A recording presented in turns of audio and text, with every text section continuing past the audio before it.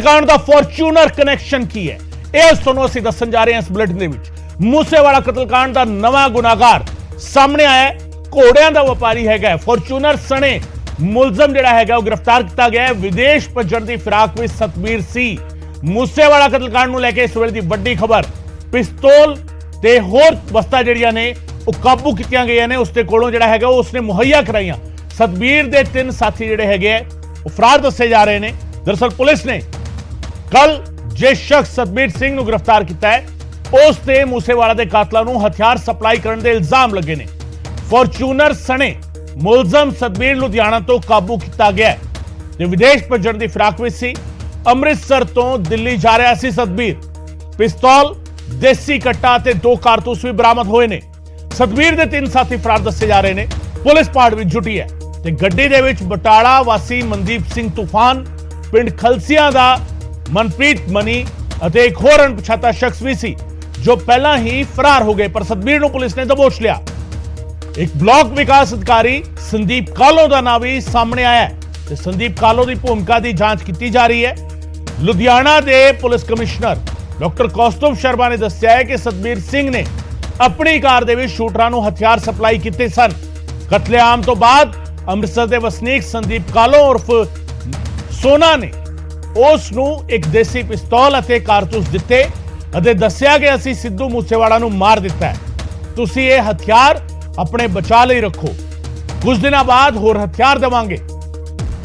ਫਤਿਹਗੜ੍ਹ ਚੂੜੀਆਂ ਦੇ ਵਾਸੀ ਰਣਜੀਤ ਸਿੰਘ ਨੇ ਕਿਹਾ ਸੀ ਕਿ ਅਸੀਂ 10 ਲੱਖ ਰੁਪਏ ਖਰਚ ਕੇ ਪਾਸਪੋਰਟ ਬਣਵਾ ਕੇ ਤੁਹਾਨੂੰ ਵਿਦੇਸ਼ ਭੇਜ ਦੇਵਾਂਗੇ, ਉੱਥੇ ਤੁਹਾਨੂੰ ਕੋਈ ਖਤਰਾ ਨਹੀਂ ਹੋਵੇਗਾ। ਯਾਨੀ ਨੈਕਸਸ ਕਿੰਨਾ ਵੱਡਾ ਹੈ।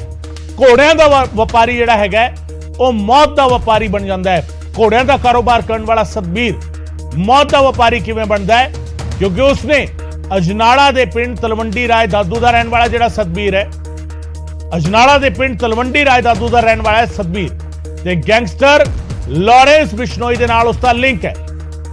स्टड फार्म का मालिक हैगा सतबीर। जिस सतबीर दे कोल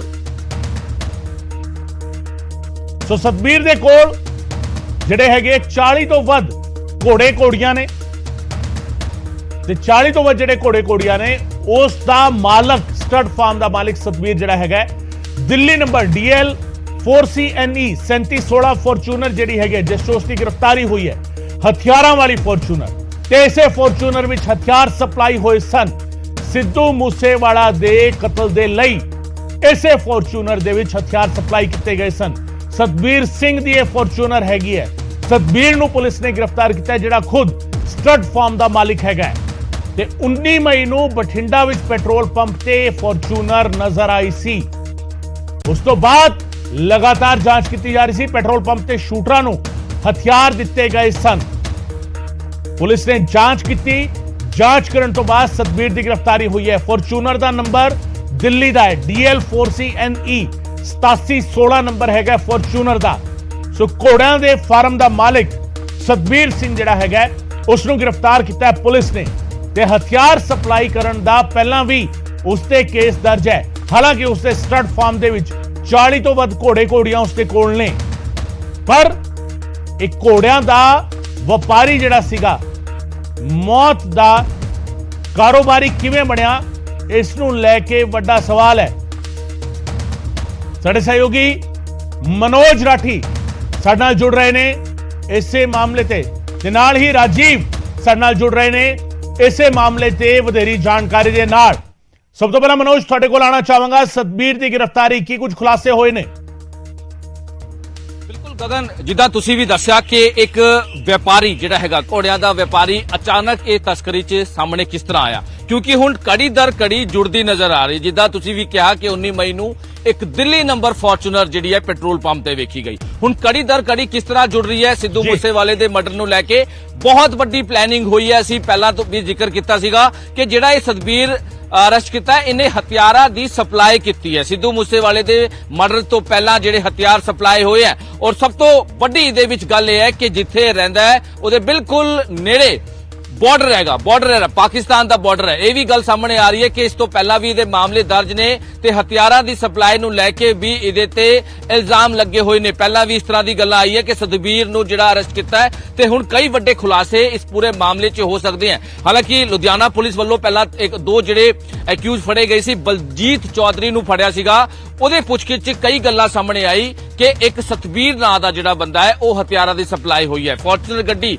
ਦਿੱਲੀ ਨੰਬਰ, ਹੁਣ ਤੁਸੀਂ ਕੜੀਆਂ ਦਰ ਕੜੀ ਜੋੜੋ, ਸਿੱਧੂ ਮੂਸੇਵਾਲੇ ਜਦ ਮਰਡਰ ਹੋਇਆ ਤੇ ਦੋ ਗੱਡੀਆਂ ਦਿੱਲੀ ਨੰਬਰ ਕਰੋਲਾ ਗੱਡੀ ਤੇ ਬਰੈਰੋ ਗੱਡੀ DL 10CT 0196 ਕਰੋਲਾ ਗੱਡੀ ਇਹ ਸਾਰੀ ਪ੍ਰੋਵਾਈਡ ਹੋਈ। ਉਸ ਤੋਂ ਬਾਅਦ ਹਥਿਆਰ ਕਿੱਥੋਂ ਆਏ? ਕਿਉਂਕਿ ਪ੍ਰਿਵਤ ਫੌਜੀ ਤੋਂ ਪੁੱਛਗਿੱਛ ਵਿੱਚ ਇਹ ਚੀਜ਼ਾਂ ਸਾਹਮਣੇ ਆਈ ਹੈ ਕਿ ਵਾਰਦਾਤ ਤੋਂ ਸਿੱਧੂ ਮਰਡਰ ਤੋਂ 1 ਮਹੀਨੇ 15 ਦਿਨ ਪਹਿਲਾਂ ਹਥਿਆਰ ਇੱਥੇ ਪਹੁੰਚ ਚੁੱਕੇ ਸੀ। ਯਾਨੀ ਕਿ ਫਤਿਹਬਾਦ ਤੇ ਬਟਿੰਡਾ ਦੀ ਜਿਹੜੀ ਬੈਲਟ ਹੈ ਆਪਾਂ ਗੱਲ ਕਰੀਏ ਉੱਥੇ ਹਥਿਆਰ ਪਹੁੰਚ ਚੁੱਕੇ ਸੀ। ਉਸ ਤੋਂ ਬਾਅਦ ਸ਼ਾਰਪ ਸ਼ੂਟਰ ਹੈ ਉਹਨਾਂ ਨੂੰ ਹਥਿਆਰ ਪ੍ਰੋਵਾਈਡ ਕੀਤੇ ਗਏ। ਉਸ ਤੋਂ ਬਾਅਦ ਲਗਾਤਾਰ ਰੈਕੀ ਹੋ ਰਹੀ ਸੀ ਕਿਉਂਕਿ ਪੁਲਿਸ ਵੀ ਇਹ ਲਗਾਤਾਰ ਗੱਲ ਮੰਨ ਰਹੀ ਹੈ, ਗੱਲਬਾਤ ਕਰ ਰਹੀ ਹੈ ਕਿ 8-10 ਵਾਰ ਰੈਕੀ ਹੋਈ ਹੈ ਸਿੱਧੂ ਮੂਸੇਵਾਲੇ ਦੀ।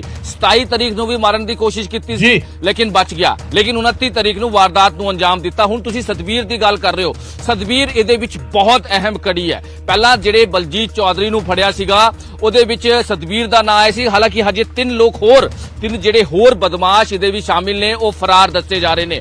ਫਰਜ਼ੀ ਪਾਸਪੋਰਟ ਬਣਾ ਕੇ ਇਹ ਕੈਨੇਡਾ ਭੇਜਣ ਦੀ ਜਿਹੜੀ ਹੈ ਤਿਆਰੀ 'ਚ ਸੀਗਾ। ਫਰਜ਼ੀ ਪਾਸਪੋਰਟ ਜਿਹੜਾ ਇਮੀਗ੍ਰੇਸ਼ਨ ਵਾਲਾ ਹੈ ਉਹਨੂੰ ਵੀ ਫੜਿਆ ਹੈ, ਉਹਦੇ ਕੋਲੋਂ ਵੀ ਪੁੱਛਗਿੱਛ ਹੋਈ ਹੈ। ਕਰੀਬ 10 ਲੱਖ ਦਾ ਇਹਨੂੰ ਦੇ ਕੇ ਅੱਗੇ ਫਰਜ਼ੀ ਪਾਸਪੋਰਟ ਬਣਾਉਣ ਦੀ ਕੋਸ਼ਿਸ਼ ਕੀਤੀ ਜਾ ਰਹੀ ਸੀ। ਹਾਲਾਂਕਿ ਜਦ ਪਹਿਲਾਂ ADG ਜਿਹੜਾ ਐਂਟੀ ਗੈਂਗਸਟਰ ਟੀਮ ਦੇ ਜਿਹੜੇ ਹੈਡ ਹੈ ਉਹਨਾਂ ਵੱਲੋਂ ਵੀ ਜਾਣਕਾਰੀ ਦਿੱਤੀ ਗਈ ਸੀ ਕਿ ਲਾਰੈਂਸ ਬਿਸ਼ਨੋਈ ਦਾ ਭਰਾ ਤੇ ਹੋਰ ਦੂਜਾ ਜਿਹੜਾ ਸਾਥੀ ਹੈ ਉਹ ਵੀ ਵਿਦੇਸ਼ ਭੱਜ ਗਏ ਦਸੰਬਰ 'ਚ। ਉਹਨਾਂ ਨੇ ਵੀ ਫਰਜ਼ੀ ਪਾਸਪੋਰਟ, ਫੇਕ ਪਾਸਪੋਰਟ ਬਣਾਏ ਸੀਗੇ। ਹਾਲਾਂਕਿ ਬਲਦੇਵ ਨਿੱਕੂ ਜਿਹਨੂੰ ਗ੍ਰਿਫਤਾਰ ਕੀਤਾ ਸੀਗਾ ਉਹਦੇ ਕੋਲੋਂ ਫੇਕ ਪਾਸਪੋਰਟ ਹੋਰ ਵੀ ਕਈ ਚੀਜ਼ਾਂ ਜਿਹੜੀਆਂ ਬਰਾਮਦ ਹੋਈ ਸੀ। ਯਾਨੀ ਕਿ ਇਹ ਜਿਹੜਾ ਨੈਕਸਸ ਹੈ ਇਹ ਜਿਹੜਾ ਕਿਸ ਤਰ੍ਹਾਂ ਆਪਰੇਟ ਕਰ ਰਹੇ ਸੀਗੇ, ਕਿਸ ਤਰ੍ਹਾਂ ਪਲੈਨਿੰਗ ਚੱਲ ਰਹੀ ਸੀ, ਕਿਉਂਕਿ ਲਾਰੈਂਸ ਬਿਸ਼ਨੋਈ ਤੋਂ ਪੁੱਛਗਿੱਛ ਵਿੱਚ ਕਈ ਵੱਡੇ ਖੁਲਾਸੇ ਹੋਏ ਹੈ। ਕਿਸ ਤਰ੍ਹਾਂ ਦੀ ਪਲੈਨਿੰਗ ਹੋਈ, ਕਿਸ ਤਰ੍ਹਾਂ ਦੀ ਰੈਕੀ ਹੋਈ, ਕਿਸ ਤਰ੍ਹਾਂ ਦਾ ਇਹਨਾਂ ਦਾ ਜਿਹੜਾ ਗੈਂਗ ਹੈ ਆਪਰੇਟ ਕਰ ਰਿਹਾ ਸੀਗਾ। ਹੁਣ ਕੜੀ ਦਰ ਕੜੀ ਗਗਨ ਇਹਦੇ ਵਿੱਚ ਕਈ ਚੀਜ਼ਾਂ ਸਾਹਮਣੇ ਆ ਰਹੀਆਂ, ਕਈ ਨਾਂ ਸਾਹਮਣੇ ਆ ਰਹੇ। ਹਾਲਾਂਕਿ ਹੁਣ ਜਿੰਨੇ ਵੀ ਲੋਕਾਂ ਨੂੰ ਇਹਦੇ ਵਿੱਚ ਗ੍ਰਿਫਤਾਰ ਕੀਤਾ ਹੈ, ਚਾਹੇ ਉਹ ਮੰਨਾ ਹੋਵੇ, ਸਿਰਾਜ ਮੁੰਟੂ ਹੋਵੇ, ਪਵਨ ਬਿਸ਼ਨੋਈ ਹੋਵੇ, ਕੇਕੜਾ ਹੋਵੇ, ਬਲਦੇਵ ਨਿੱਕੂ ਹੋਵੇ, ਪ੍ਰਭਦੀਪ ਸਿੰਘ ਹੋਵੇ, ਤੇ ਹੁਣ ਲੁਧਿਆਣਾ ਪੁਲਿਸ ਨੇ ਜਿਹੜੀ ਕਾਮਯਾਬੀ ਹਾਸਿਲ ਕੀਤੀ ਹੈ ਇਹ ਬਿਲਕੁਲ ਬਾਰਡਰ ਏਰੀਆ ਦੇ ਨਾਲ ਰਹਿਣ ਵਾਲਾ ਸਤਬੀਰ ਇਹ ਕਾਫੀ ਜਿਹੜਾ ਹੈਗਾ ਦੱਸਿਆ ਜਾ ਰਿਹਾ ਹੈ, ਕਾਫੀ ਇੰਜੋਏ ਮौज ਮਸਤੀ ਕਰਨ ਵਾਲਾ ਜਿਹੜਾ ਦੱਸਿਆ ਜਾ ਰਿਹਾ। ਹਥਿਆਰਾਂ ਦਾ ਇਹਨੂੰ ਬਹੁਤ ਸ਼ੌਕ ਹੈ ਜਿਹੜੀ ਹੁਣ ਤੱਕ ਦੀ ਗੱਲ ਸਾਹਮਣੇ ਆਈ ਹੈ ਤੇ ਹਥਿਆਰਾਂ ਇਸ ਦੇ ਬਾਰੇ ਜਾਣਕਾਰੀ ਲੈਂਦੇ हैं। ਬਿਲਕੁਲ ਮਨੋਜ ਇਸ ਦੇ ਬਾਰੇ ਜਾਣਕਾਰੀ ਲੈਂਦੇ ਜੀ। ਰਾਜੀਵ ਦੇ ਕੋਲ ਮੈਂ ਜਾ ਰਿਹਾ। ਰਾਜੀਵ, ਜਿਸ ਲੋਕੇਸ਼ਨ ਤੇ ਤੁਸੀਂ ਮੌਜੂਦ ਹੋ ਕਾਫੀ ਅਹਿਮ ਹੈ, ਪਹਿਲਾਂ ਉਸ ਲੋਕੇਸ਼ਨ ਦੇ ਬਾਰੇ ਦੱਸੋ, ਫਿਰ ਸਤਬੀਰ ਦਾ ਲਿੰਕ ਕੀ ਹੈਗਾ ਉਸ ਲੋਕੇਸ਼ਨ ਦੇ ਨਾਲ ਇਹ ਵੀ ਦੱਸੋ ਸਾਡੇ ਦਰਸ਼ਕਾਂ ਨੂੰ। ਬਿਲਕੁਲ ਇਸ ਵੇਲੇ ਕਾਫੀ ਚਰਚਾ ਹੋ ਰਹੀ ਹੈ ਜਿਸ ਨਾਮ ਦੀ ਸਤਵੀਰ ਸਿੰਘ, ਪਰ ਮੈਂ ਦੱਸਣਾ ਚਾਹੁੰਦਾ ਕਿ ਇਸ ਵੇਲੇ ਮੈਂ ਉਹਨਾਂ ਦੇ ਪਿੰਡ ਪਹੁੰਚਿਆ ਔਰ ਬੜਾ ਸਧਾਰਨ ਪਰਿਵਾਰ ਹੈ। ਤਾਂ ਇੱਕ ਜਿਹੜਾ ਜ਼ਿਕਰ ਕੀਤਾ ਜਾ ਰਿਹਾ ਉਸ ਦੇ ਸਟੱਡ ਫਾਰਮ ਦਾ, ਤਾਂ ਇਹ ਤੁਸੀਂ ਦੇਖ ਸਕਦੇ ਹੋ ਕਿ ਇਹ ਜਿਹੜੇ ਘੋੜੇ ਘੋੜੀਆਂ ਨੇ ਤਾਂ ਇਹ ਉਹਨਾਂ ਦਾ ਇੱਕ ਜੱਦੀ ਕਾਰੋਬਾਰ ਹੈ। ਉਹਨਾਂ ਦੇ ਪਿਤਾ ਦੇ ਨਾਲ ਗੱਲਬਾਤ ਕੀਤੀ, ਉਹਨਾਂ ਦਾ ਕਹਿਣਾ ਕਿ ਅਸੀਂ ਪਿਛਲੇ ਕਈ ਸਾਲਾਂ ਤੋਂ ਇਹਨਾਂ ਘੋੜਿਆਂ ਦਾ ਕਾਰੋਬਾਰ ਕਰ ਰਹੇ ਹਾਂ। ਇਸ ਤੋਂ ਇਲਾਵਾ ਡੇਅਰੀ ਫਾਰਮਿੰਗ ਦੇ ਨਾਲ ਜੁੜਿਆ ਹੋਇਆ ਪਰਿਵਾਰ ਹੈ। ਤਾਂ ਜੇ ਸਤਵੀਰ ਜੋ ਹੈ ਉਹ 3 ਭਰਾਵਾਂ ਦੇ ਵਿੱਚੋਂ ਸਭ ਤੋਂ ਛੋਟਾ ਭਰਾ ਔਰ ਕੁਝ ਅਸੀਂ ਕਹਿ ਸਕਦੇ ਕਿ ਸਾਲ ਪਹਿਲਾਂ ਉਸਦਾ ਵਿਆਹ ਹੋਇਆ ਔਰ 2.5 ਮਹੀਨੇ ਦਾ ਉਸਦਾ ਬੇਟਾ ਵੀ ਹੈ। ਤਾਂ ਪਰਿਵਾਰ ਕਿਤੇ ਨਾ ਕਿਤੇ ਸਦਮੇ ਦੇ ਵਿੱਚ ਹੈ ਕਿ ਆਖਿਰਕਾਰ ਕਿਸ ਤਰੀਕੇ ਦੇ ਨਾਲ ਉਸ ਨੂੰ ਇਸ ਜਾਲ ਦੇ ਵਿੱਚ ਫਸਾਇਆ ਗਿਆ। ਤਾਂ ਇੱਥੇ ਇੱਕ ਸਭ ਤੋਂ ਅਹਿਮ ਚੀਜ਼ ਜਿਹੜੀ ਸਾਹਮਣੇ ਆਈ ਹੈ ਕਿ 19 ਮਈ ਨੂੰ ਇੱਕ ਸੰਦੀਪ ਕਾਲੋ ਨਾਮ ਦਾ ਜਿਹੜਾ ਸ਼ਖਸ ਹੈ ਉਸਨੇ ਸਤਵੀਰ ਨੂੰ ਇਹ ਗੱਲ ਕਹੀ ਸੀ ਕਿ 3 ਦੋਸਤ ਨੇ ਉਸਦੇ ਜਾਂ ਕੋਈ ਰਿਸ਼ਤੇਦਾਰ ਨੇ। ਹਾਲਾਂਕਿ ਪਰਿਵਾਰ ਦੇ ਮੁਤਾਬਕ ਸਤਵੀਰ ਉਹਨਾਂ 3 ਲੋਕਾਂ ਨੂੰ ਨਹੀਂ ਜਾਣਦਾ ਜਿਨ੍ਹਾਂ ਦਾ ਜ਼ਿਕਰ ਪੁਲਿਸ ਵੀ ਕਰ ਰਹੀ ਹੈ। ਤਾਂ ਇਹ ਇੱਕ ਕਾਫੀ ਹੈਰਾਨ ਕਰਨ ਵਾਲੀ ਗੱਲ ਸਾਹਮਣੇ ਆਈ ਹੈ ਔਰ ਇੱਕ ਅਕਾਲੀ ਲੀਡਰ ਦਾ ਉਹ ਰਿਸ਼ਤੇਦਾਰ ਦੱਸਿਆ ਜਾ ਰਿਹਾ ਜਿਸ ਨੇ ਇਹ ਗੱਲ ਕਹੀ ਸੀ ਕਿ ਇਹਨਾਂ 3 ਮੇਰੇ ਦੋਸਤ ਨੇ ਜਾਂ ਰਿਸ਼ਤੇਦਾਰ ਨੇ, ਇਹਨਾਂ ਨੂੰ ਹਰੀਕੇ ਤੱਕ ਜੋ ਹੈ ਡ੍ਰੌਪ ਕਰ ਦਿੱਤਾ ਜਾਵੇ। ਹਾਲਾਂਕਿ ਜਦੋਂ ਹਰੀਕੇ ਪਹੁੰਚਦੇ ਨੇ ਤਾਂ ਬਾਅਦ ਦੇ ਵਿੱਚ ਇਸ ਤੇ ਇੱਕ ਇਹ ਜ਼ਰੂਰ ਹੈ ਕਿ ਜਿਹੜੀ ਫੋਰਚੂਨਰ ਗੱਡੀ ਹੈ ਉਹ ਜ਼ਰੂਰ ਸਤਵੀਰ ਸਿੰਘ ਦੀ ਸੀ, ਪਰ ਇਸ ਦੇ ਵਿੱਚ ਜਿਹੜੀ ਹੁਣ ਖਾਸ ਚੀਜ਼ ਸਾਹਮਣੇ ਆਈ, ਇਹ ਗੱਲ ਕਹੀ ਗਈ ਕਿ ਹਰੀਕੇ ਤੋਂ ਬਾਅਦ ਇਹ ਗੱਲ ਕਹੀ ਕਿ ਇਹਨਾਂ ਨੂੰ ਬਠਿੰਡੇ ਤੱਕ ਡ੍ਰੌਪ ਕਰ ਦਿਓ। ਉਸ ਤੋਂ ਬਾਅਦ ਸਤਵੀਰ ਜਦੋਂ 19 ਮਈ ਨੂੰ ਉਸ ਪੈਟਰੋਲ ਪੰਪ ਤੇ ਪਹੁੰਚਦਾ ਜਿਸ ਦੀ CCTV ਵੀਡੀਓ ਵੀ ਵਾਇਰਲ ਹੋ ਰਹੀ ਹੈ, ਉਸ ਦੇ ਵਿੱਚ ਉਹ ਆਪਣੇ ਮੋਬਾਈਲ ਤੋਂ ਉਸ ਦੀ ਪੇਮੈਂਟ ਕਰਦਾ, ਯਾਨੀ ਗੂਗਲ ਪੇ ਤੋਂ ਪੇਮੈਂਟ ਕਰਦਾ। ਤਾਂ ਪਿਤਾ ਦਾ ਕਹਿਣਾ ਕਿ ਜੇਕਰ ਉਸ ਦੇ ਜ਼ਿਹਨ ਦੇ ਵਿੱਚ ਇਦਾਂ ਦੀ ਕੋਈ ਗੱਲ ਹੁੰਦੀ ਤਾਂ ਉਹ ਕੈਸ਼ ਪੇਮੈਂਟ ਵੀ ਕਰ ਸਕਦਾ ਸੀ। ਤਾਂ ਦੂਸਰੀ ਗੱਲ ਜਿਹੜੀ ਇਹ ਚਰਚਾਵਾਂ ਨੇ ਕਿ ਉਸ ਦੇ ਉੱਪਰ ਪਹਿਲਾਂ ਵੀ ਕਈ ਮਾਮਲੇ ਦਰਜ ਨੇ। ਤਾਂ ਪਰਿਵਾਰ ਦੇ ਮੁਤਾਬਕ ਪੂਰਾ ਪਰਿਵਾਰ ਇੱਕ ਸਧਾਰਨ ਪਰਿਵਾਰ ਹੈ, ਆਪਣੇ ਕੰਮ ਦੇ ਵਿੱਚ ਮਸਤ ਰਹਿਣ ਵਾਲਾ ਪਰਿਵਾਰ ਹੈ। ਤਾਂ ਹੁਣ ਤੱਕ ਕਿਸੇ ਵੀ ਕੋਈ ਅਪਰਾਧਿਕ ਮਾਮਲੇ ਦੇ ਵਿੱਚ, ਕਿਸੇ ਵੀ ਕ੍ਰਿਮੀਨਲ ਕੇਸ ਦੇ ਵਿੱਚ ਕੋਈ ਵੀ ਕਾਰਵਾਈ ਪਰਿਵਾਰ ਤੇ ਅੱਜ ਤੱਕ ਨਹੀਂ ਹੋਈ। ਦੂਸਰੀ ਗੱਲ, ਜਿੱਥੋਂ ਤੱਕ ਹਥਿਆਰਾਂ ਦੇ ਸ਼ੌਂਕ ਦੀ ਗੱਲ ਕੀਤੀ ਜਾ ਰਹੀ ਹੈ ਤਾਂ ਪਰਿਵਾਰ ਦਾ ਕਹਿਣਾ ਹੈ ਕਿ ਤਿੰਨਾਂ ਭਰਾਵਾਂ ਦੇ ਕੋਲ ਕੋਈ ਵੀ ਲਾਇਸੈਂਸੀ ਵੈਪਨ ਜਿਹੜਾ ਅੱਜ ਤੱਕ ਉਹਨਾਂ ਨੇ ਨਹੀਂ ਲਿਆ। ਤਾਂ ਇਹ ਤੁਸੀਂ ਦੇਖ ਸਕਦੇ ਹੋ ਕਿ ਜੋ ਤਲਵੰਡੀ ਰਾਏ ਦਾਦੂ ਪਿੰਡ ਦਾ ਜ਼ਿਕਰ ਕੀਤਾ ਜਾ ਰਿਹਾ, ਇਸ ਦਾ ਬਿਲਕੁਲ ਇਹ ਸਾਹਮਣੇ ਮਜ਼ਾਰ ਨਜ਼ਰ ਆ ਰਹੀ ਹੈ, ਉਸ ਦੇ ਸਾਹਮਣੇ ਇਹ ਘਰ ਹੈ। ਤਾਂ ਬੜਾ ਸ਼ਾਂਤ ਇਹ ਇਹਨਾਂ ਦਾ ਕਹਿਣਾ ਕਿ ਪਰਿਵਾਰ ਹੈ, ਬੜੇ ਆਪਣੇ ਕਾਰੋਬਾਰ ਦੇ ਵਿੱਚ ਰੁੱਝੇ ਰਹਿਣ ਵਾਲਾ ਪਰਿਵਾਰ ਹੈ। ਹਾਲਾਂਕਿ ਪਿਤਾ ਦੀ ਜਿਹੜੀ ਸਿਹਤ ਹੈ ਉਹ ਵੀ ਠੀਕ ਨਹੀਂ ਰਹਿੰਦੀ। ਤਾਂ ਜਦੋਂ ਉਹਨਾਂ ਨੂੰ ਇਹ ਗੱਲ ਦਾ ਪਤਾ ਲੱਗਦਾ ਤਾਂ ਇੱਕ ਵਾਰ ਹੈਰਾਨ ਜ਼ਰੂਰ ਹੁੰਦੇ ਨੇ। ਤਾਂ ਇਹ ਤੁਸੀਂ ਘਰ ਦੇ ਹਾਲਾਤ ਦੇਖ ਸਕਦੇ ਹੋ ਕਿ ਜਿਸ ਤਰੀਕੇ ਦੀਆਂ ਚਰਚਾਵਾਂ ਜਾਂ ਮੀਡੀਆ ਦੇ ਵਿੱਚ ਜਾਂ ਸੋਸ਼ਲ ਮੀਡੀਆ ਤੇ ਜੋ ਚਰਚਾਵਾਂ ਹੋ ਰਹੀਆਂ ਨੇ ਕਿ ਬਹੁਤ ਆਲੀਸ਼ਾਨ ਜਿਹੜੇ ਆ ਉਹ ਸ਼ੌਂਕ ਉਸਦੇ ਸੀ,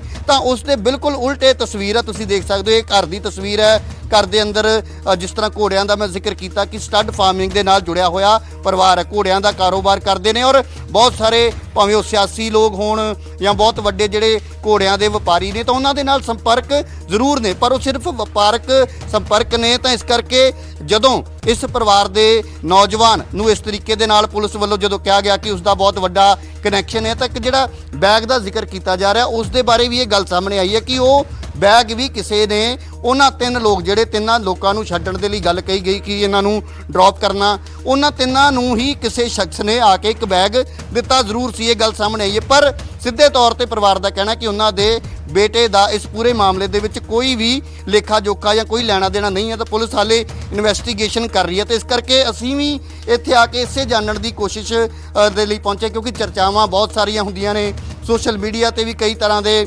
ਜਿਹੜੀਆਂ ਜਾਣਕਾਰੀਆਂ ਆਉਂਦੀਆਂ ਨੇ। ਤਾਂ ਇੱਕ ਗੱਲ ਇਹ ਸਾਹਮਣੇ ਆਈ ਹੈ ਕਿ ਹੁਣ ਤੱਕ ਸਤਵੀਰ ਤੇ ਕਿਸੇ ਤਰ੍ਹਾਂ ਦਾ ਕੋਈ ਪਰਚਾ ਨਹੀਂ ਸੀ ਦਰਜ, ਕੋਈ FIR ਦਰਜ ਨਹੀਂ ਸੀ। ਦੂਸਰੀ ਗੱਲ, ਕੋਈ ਵੀ ਲਾਇਸੈਂਸੀ ਵੈਪਨ ਪਰਿਵਾਰ ਦੇ ਕੋਲ ਨਹੀਂ ਹੈ। ਤਾਂ ਜਿੱਥੋਂ ਤੱਕ ਸਟੱਡ ਫਾਰਮਿੰਗ ਦੀ ਗੱਲ ਹੈ ਤਾਂ ਉਹ ਪਰਿਵਾਰ ਦਾ ਇੱਕ ਜੱਦੀ ਅਸੀਂ ਕਹਿ ਸਕਦੇ ਪੇਸ਼ਾ ਹੈ। ਉਹਨਾਂ ਦੇ ਪਿਤਾ ਇਹ ਕਈ ਸਾਲਾਂ ਤੋਂ ਕੰਮਕਾਰ ਕਰਦੇ ਆ ਰਹੇ ਨੇ। ਤੁਸੀਂ ਇੱਥੇ ਦੇਖ ਸਕਦੇ ਹੋ ਕਿ ਡੇਅਰੀ ਫਾਰਮਿੰਗ ਔਰ ਜਿਹੜੀ ਸਟੱਡ ਫਾਰਮਿੰਗ ਆ ਉਹਦੇ ਨਾਲ ਇਹ ਜੁੜਿਆ ਪਰਿਵਾਰ ਹੈ। ਤਾਂ ਸਰਹੱਦੀ ਖੇਤਰ ਦੇ ਵਿੱਚ ਇਹ ਪਿੰਡ ਜ਼ਰੂਰ ਹੈ। ਇੱਕ ਦੂਸਰੀ ਗੱਲ, ਇਹ ਗੱਲ ਕਹੀ ਜਾ ਰਹੀ ਸੀ ਕਿ ਹੋ ਸਕਦਾ ਕਿ ਸਰਹੱਦੀ ਖੇਤਰ ਦੇ ਵਿੱਚ ਕੋਈ ਉਹਨਾਂ ਦੀ ਜ਼ਮੀਨ ਹੋਵੇ, ਤਾਂ ਪਰਿਵਾਰ ਦੇ ਮੁਤਾਬਕ ਉਹਨਾਂ ਦੇ ਕੋਲ ਕੋਈ ਵੀ ਕਿਸੇ ਤਰ੍ਹਾਂ ਦੀ ਜਿਹੜੀ ਵਾਹੀ ਵਾਲੀ ਜ਼ਮੀਨ ਹੈ ਉਹ ਨਹੀਂ ਹੈ। ਤਾਂ ਘਰ ਦੇ ਹਾਲਾਤ ਤੁਸੀਂ ਦੇਖ ਸਕਦੇ ਹੋ ਕਿ ਪਰਿਵਾਰ ਇੱਕ ਸਧਾਰਨ ਪਰਿਵਾਰ ਹੈ ਔਰ ਤੁਸੀਂ ਇਹਨਾਂ ਘਰ ਦੀਆਂ ਜਿਹੜੀਆਂ ਕੰਧਾਂ ਨੇ ਉਹਨਾਂ ਤੋਂ ਵੀ ਅੰਦਾਜ਼ਾ ਲਾ ਸਕਦੇ ਹੋ ਕਿ ਕਿੱਦਾਂ ਜਿਹੜੀਆਂ ਸੋਸ਼ਲ ਮੀਡੀਆ ਤੇ ਜਾਂ ਇਹ ਪ੍ਰਚਾਰ ਕੀਤਾ ਜਾ ਰਿਹਾ ਕਿ ਬੜੇ ਆਲੀਸ਼ਾਨ ਜਾਂ ਬੜੇ ਵੱਡੇ ਸ਼ੌਂਕ ਸੀ। ਤਾਂ ਘਰ ਦੇ ਵਿੱਚ ਕੁਝ ਜਿਹੜੀਆਂ ਮੋਟਰਸਾਈਕਲ ਤੁਸੀਂ ਦੇਖ ਸਕਦੇ ਹੋ, ਉਹਨਾਂ ਦੇ ਪਿਤਾ ਦੀ ਤਬੀਅਤ ਜਿਹੜੀ ਆ ਉਹ ਠੀਕ ਨਹੀਂ। ਹਾਲਾਂਕਿ ਅਸੀਂ ਕੋਸ਼ਿਸ਼ ਜ਼ਰੂਰ ਉਹਨਾਂ ਦੇ ਬੇਨਤੀ ਕੀਤੀ ਸੀ, ਪਰ ਉਹ ਕਹਿੰਦੇ ਅਸੀਂ ਜੋ ਹੈ ਕਿਸੇ ਤਰ੍ਹਾਂ ਦੀ ਕੋਈ ਬਿਆਨਬਾਜ਼ੀ ਨਹੀਂ ਕਰਨਾ ਚਾਹੁੰਦੇ ਕਿਉਂਕਿ ਪੁਲਿਸ ਆਪਣੀ ਇਨਵੈਸਟੀਗੇਸ਼ਨ ਕਰ ਰਹੀ ਹੈ। ਪਰਿਵਾਰ ਦਾ ਪਰ ਪੱਖ ਇਹੀ ਹੈ ਕਿ ਬੜਾ ਸਧਾਰਨ ਔਰ ਆਪਣੇ ਕੰਮ ਦੇ ਵਿੱਚ ਮਸਤ ਰਹਿਣ ਵਾਲਾ ਨੌਜਵਾਨ ਸੀ। ਤਾਂ ਜਿਸ ਸ਼ਖਸ ਦਾ ਜ਼ਿਕਰ ਕੀਤਾ ਜਾ ਰਿਹਾ ਸੰਦੀਪ ਕਾਲੋਂ, ਤਾਂ ਉਹਨਾਂ ਦੇ ਨਾਲ ਵੀ ਵਪਾਰਕ ਸਬੰਧ ਜ਼ਰੂਰ ਸਨ ਔਰ ਰਾਜਨੀਤਿਕ ਸਬੰਧ ਵੀ ਕਹਿ ਸਕਦੇ ਹਾਂ ਕਿ ਅਸੀਂ ਵੀ ਉਹਦੇ ਨਾਲ ਸੀ। ਪਰ ਪਿਛਲੇ ਲੰਬੇ ਸਮੇਂ ਤੋਂ ਉਹਨਾਂ ਦਾ ਕਹਿਣਾ ਕਿ ਜਿਹੜੇ ਘੋੜਿਆਂ ਦਾ ਉਹਨਾਂ ਦਾ ਵਪਾਰ ਹੈ, ਤਾਂ ਕਈ ਵਾਰ ਉਹਨਾਂ ਦੇ ਕੋਲੋਂ ਘੋੜਿਆਂ ਦੀ ਖਰੀਦੋ ਫਰੋਖਤ ਵੀ ਸੰਦੀਪ ਸਿੰਘ ਕਾਲੋਂ ਕਰ ਚੁੱਕਾ ਹੈ। ਤਾਂ ਇਹ ਇੱਥੋਂ ਦੀ ਤਸਵੀਰ ਹੈ। ਪਰਿਵਾਰ ਦਾ ਆਪਣਾ ਪੱਖ ਹੈ। ਪੁਲਿਸ ਨੇ ਹਾਲਾਂਕਿ ਕੱਲ ਪ੍ਰੈਸ ਕਾਨਫਰੰਸ ਕਰਕੇ ਬਹੁਤ ਜਿਹੜੇ ਖੁਲਾਸੇ ਕਰਨ ਦੀ ਗੱਲ ਕਹੀ ਹੈ, ਪਰ ਪਰਿਵਾਰ ਦਾ ਪੱਖ ਇਹੀ ਹੈ ਕਿ ਬੜਾ ਸਧਾਰਨ ਨੌਜਵਾਨ ਹੈ ਔਰ ਛੋਟਾ ਉਸਦਾ ਬੇਟਾ 2.5 ਮਹੀਨੇ ਦਾ। ਤਾਂ ਇਸ ਕਰਕੇ ਪਰਿਵਾਰ ਦਾ ਇਹ ਆਪਣਾ ਪੱਖ ਹੈ। ਤਾਂ ਇਹ ਵੀ ਦਿਖਾਉਣਾ ਬਹੁਤ ਜ਼ਰੂਰੀ ਸੀ ਕਿਉਂਕਿ ਬਹੁਤ ਸਾਰੀਆਂ ਜਿਹੜੀ ਚਰਚਾਵਾਂ ਸੋਸ਼ਲ ਮੀਡੀਆ ਤੇ ਬਿਨਾਂ ਕਿਸੇ ਦੇ ਗੱਲਬਾਤ ਕੀਤਿਆਂ ਜਿਹੜੀਆਂ ਚੱਲਦੀਆਂ ਨੇ, ਤਾਂ ਉਹ ਕਿਤੇ ਨਾ ਕਿਤੇ ਪਰਿਵਾਰਾਂ ਤੇ ਵੀ ਉੱਪਰ ਇੱਕ ਮਾੜਾ ਪ੍ਰਭਾਵ ਜ਼ਰੂਰ ਪੈਂਦਾ। ਹਾਲਾਂਕਿ ਪੁਲਿਸ ਦੀ ਜਾਂਚ ਹੋ ਰਹੀ ਹੈ, ਜੇਕਰ ਉਸ ਦੇ ਵਿੱਚ ਉਹ ਦੋਸ਼ੀ ਪਾਇਆ ਜਾਂਦਾ ਤਾਂ ਅਸੀਂ ਕੋਈ ਉਹਦਾ ਪੱਖ ਨਹੀਂ ਪੂਰ ਰਹੇ, ਪਰ ਪਰਿਵਾਰ ਦਾ ਪੱਖ ਜਾਣਨਾ ਬਹੁਤ ਜ਼ਰੂਰੀ ਸੀ ਕਿ ਆਖਿਰਕਾਰ ਕਿਉਂਕਿ ਉਹਦੀਆਂ ਜਿਹੜੀਆਂ ਤਸਵੀਰਾਂ ਸੋਸ਼ਲ ਮੀਡੀਆ ਤੇ ਘੋੜਿਆਂ ਦੇ ਨਾਲ ਵਾਇਰਲ ਹੋ ਰਹੀਆਂ ਨੇ, ਤਾਂ ਇਹ ਦੱਸਿਆ ਜਾ ਰਿਹਾ ਕਿ ਸ਼ਾਇਦ ਬਹੁਤ ਵੱਡਾ ਕੋਈ ਸਟੱਡ ਫਾਰਮ ਹੈ ਕਿ ਬੜੇ ਆਲੀਸ਼ਾਨ ਉਹਦੇ ਸ਼ੌਂਕ ਹੋ ਸਕਦੇ, ਹਥਿਆਰਾਂ ਦਾ ਬਹੁਤ ਵੱਡਾ ਸ਼ੌਕੀਨ ਸੀ। ਪਰ ਪਰਿਵਾਰ ਦੀ ਜਿਹੜੀ ਕਹਾਣੀ ਹੈ ਉਹ ਬਿਲਕੁਲ ਵੱਖਰੀ ਹੈ। ਬੜਾ ਆਮ ਸਧਾਰਨ ਪਰਿਵਾਰ ਹੈ, ਪਿੰਡਾਂ ਦੇ ਵਿੱਚ ਰਹਿਣ ਵਾਲਾ ਔਰ ਘਰ ਦੇ ਹਾਲਾਤ ਜਿਹੜੇ ਅਸੀਂ ਤੁਹਾਨੂੰ ਦਿਖਾਏ ਕਿ ਕੋਈ ਬਹੁਤ ਵੱਡੀ ਕੋਈ ਆਲੀਸ਼ਾਨ ਕੋਠੀ ਜਾਂ ਕੋਈ ਬੰਗਲਾ ਨਹੀਂ ਹੈ, ਬਲਕਿ ਆਮ ਪਿੰਡਾਂ ਦੇ ਵਿੱਚ ਜਿਹੜੇ ਘਰ ਹੁੰਦੇ ਨੇ ਉੱਦਾਂ ਦਾ ਘਰ ਹੈ। ਕੋਈ ਜ਼ਮੀਨ ਪਰਿਵਾਰ ਦੇ ਕੋਲ ਨਹੀਂ ਹੈ। ਤਾਂ ਸਿਰਫ ਤੇ ਸਿਰਫ ਇਹ ਪਰਿਵਾਰ ਜਿਹੜਾ ਇਹਨਾਂ ਜਿਹੜੇ ਮਾਲ ਡੰਗਰ ਹੈ ਇਹਦੇ ਉੱਪਰ ਹੀ ਨਿਰਭਰ ਹੈ। ਤਾਂ ਘੋੜਿਆਂ ਦਾ ਕਾਰੋਬਾਰ ਜ਼ਰੂਰ ਕਰਦੇ ਨੇ। ਘੋੜਿਆਂ ਦੇ ਕਾਰੋਬਾਰ ਕਰਕੇ ਬਹੁਤ ਸਾਰੇ ਲੋਕਾਂ ਦੇ ਨਾਲ ਲਿੰਕ ਨੇ, ਬਹੁਤ ਸਾਰੇ ਲੋਕਾਂ ਦੇ ਨਾਲ ਰਿਸ਼ਤੇ ਨੇ, ਪਰ ਉਹਨਾਂ ਦਾ ਕਹਿਣਾ ਜੀ ਰਾਜੀਵ ਬਿਲਕੁਲ ਪਰਿਵਾਰ ਦਾ ਆਪਣਾ ਪੱਖ ਹੈਗਾ। ਪਰਿਵਾਰ ਡੇਅਰੀ ਫਾਰਮਿੰਗ ਕਰਦਾ ਹੈ, ਸਟੱਡ ਫਾਰਮਿੰਗ ਦਾ ਜਿਹੜਾ ਹੈਗਾ ਉਹਨਾਂ ਦਾ ਕਾਰੋਬਾਰ ਹੈਗਾ। ਤੇ ਮਨੋਜ, ਜਿਹੜੀ ਗੱਲ ਤੁਸੀਂ ਵੀ ਕਹਿ ਰਹੇ ਹੋ ਉਹ ਵੀ ਆਪਣੇ ਆਪ ਵਿੱਚ ਅਹਿਮ ਹੈਗੀ ਹੈ ਕਿ ਪੁਲਿਸ ਜਿਹੜੀ ਹੈਗੀ ਗ੍ਰਿਫਤਾਰ ਕਰੀ ਹੈ, ਕੜੀਆਂ ਜਿਹੜੀ ਹੈਗੀ ਉਹ ਜੋੜ ਰਹੀ ਹੈ। ਫਿਲਹਾਲ ਬਹੁਤ ਬਹੁਤ ਸ਼ੁਕਰੀਆ ਤੁਹਾਡਾ ਦੋਵਾਂ ਦਾ। ਰਾਜੀਵ ਤੁਹਾਡਾ ਵੀ ਬਹੁਤ ਬਹੁਤ ਸ਼ੁਕਰੀਆ, ਮਨੋਜ ਤੁਹਾਡਾ ਬਹੁਤ ਬਹੁਤ ਸ਼ੁਕਰੀਆ ਇਸ तमाम ਜਾਣਕਾਰੀ ਦੇ तमाम ਗੱਲਬਾਤ ਦੇ ਲਈ। ਸੋ ਮੇਰੇ ਦੋਸਤ ਸਹਿਯੋਗੀ ਜਾਣਕਾਰੀ ਦੇ ਰਹੇ ਸਨ। ਸਤਵੀਰ ਸਿੰਘ ਦੀ ਜਿਹੜੀ ਗ੍ਰਿਫਤਾਰੀ ਹੋਈ ਹੈ, ਸਟੱਡ ਫਾਰਮ ਦਾ ਮਾਲਿਕ ਜ਼ਰੂਰ ਹੈਗਾ, ਪਰ ਪਰਿਵਾਰ ਦਾ ਇਹ ਕਹਿਣਾ ਹੈ ਕਿ ਸਟੱਡ ਫਾਰਮ ਜਿਹੜਾ ਹੈਗਾ ਉਹਨਾਂ ਦਾ ਜੱਦੀ ਪੇਸ਼ਾ ਹੈਗਾ। ਘੋੜਿਆਂ ਨੂੰ ਪਾਲਣਾ, ਘੋੜਿਆਂ ਦੀ ਖਰੀਦ ਫਰੋਖਤ ਜਿਹੜਾ ਹੈਗਾ ਉਹ ਜੱਦੀ ਪੇਸ਼ਾ ਹੈ। ਪੁਰਾਣੇ ਵਕਤ ਤੋਂ ਕਰਦੇ ਆ ਰਹੇ ਨੇ। ਸਤਵੀਰ ਦੇ ਪਿਤਾ ਵੀ ਇਹ ਕਾਰੋਬਾਰ ਕਰਦੇ ਆ ਰਹੇ ਨੇ ਔਰ ਪਿਤਾ ਦੇ ਕਾਰੋਬਾਰ ਦੇ ਨਾਲ ਹੀ ਸਤਵੀਰ ਜੁੜਿਆ ਹੋਇਆ ਹੈ। ਹਾਲਾਂਕਿ ਪਰਿਵਾਰ ਸਿੱਧੇ ਤੌਰ ਤੇ ਨਕਾਰ ਰਿਹਾ ਹੈ ਕਿ ਸਤਵੀਰ ਦੇ ਉੱਤੇ ਕੋਈ ਇਸ ਤਰੀਕੇ ਦਾ ਮਾਮਲਾ ਦਰਜ ਹੈਗਾ ਪਹਿਲਾਂ ਕੋਈ, ਇਹ ਉਹਨਾਂ ਨੂੰ ਨਹੀਂ ਪਤਾ। ਨਾਲ ਹੀ ਉਹਨਾਂ ਦੇ ਕੋਲ ਕੋਈ ਲਾਇਸੈਂਸੀ ਹਥਿਆਰ ਪਰਿਵਾਰ ਦੇ ਕੋਲ ਨਹੀਂ ਹੈਗਾ। ਉਹਨਾਂ ਨੇ 3 ਭਰਾ ਨੇ। ਸਤਵੀਰ ਜਿਹੜਾ ਹੈਗਾ, ਸਤਵੀਰ ਦੇ ਨਾਲ 2 ਭਰਾ ਹੋਰ ਨੇ ਉਸਦੇ, ਤੇ ਤਿੰਨੇ ਭਰਾਵਾਂ ਦੇ ਕੋਲ ਕੋਈ ਵੀ ਹਥਿਆਰ ਨਹੀਂ ਹੈਗਾ। ਇਹ ਬੜੇ ਕਲੀਅਰਲੀ ਜਿਹੜਾ ਹੈਗਾ ਪਰਿਵਾਰ ਨੇ ਕਹਿ ਦਿੱਤਾ ਹੈ। ਪਰ ਸਵਾਲ ਇਹ ਹੈ ਕਿ ਜੇਕਰ ਪੁਲਿਸ ਗ੍ਰਿਫਤਾਰ ਕਰਦੀ ਹੈ ਤਾਂ ਉਸ ਦੇ ਪਿੱਛੇ ਕੋਈ ਨਾ ਕੋਈ ਬਹੁਤ ਮਜ਼ਬੂਤ ਆਧਾਰ ਹੁੰਦਾ ਔਰ ਇਹ ਅਹਿਮ ਆਪਣੇ ਆਪ ਵਿੱਚ ਮਾਮਲਾ ਹੈਗਾ।